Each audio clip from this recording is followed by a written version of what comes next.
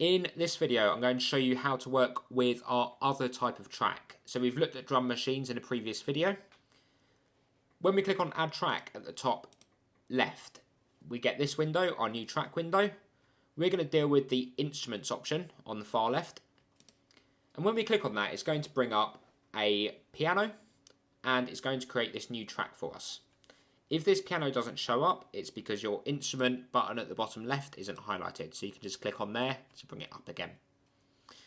Now, obviously, the letters on the keyboard don't match up to musical notes. We don't call this note comma.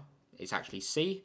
What that relates to is the key that you can press on your keyboard to hear that. So if I press the comma button on my keyboard, it will play that note.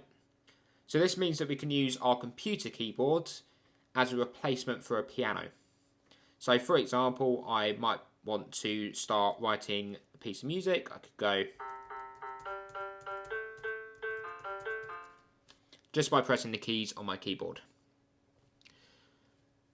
In order to record anything that we want to play, we just press the record button at the top here, and then we can play it in along with the track.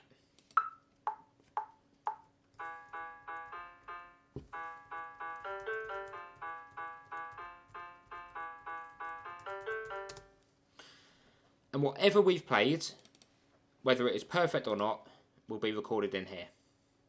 That is the basics of working with this instrument. I'm going to deal more with this view here, our MIDI editor, in another video.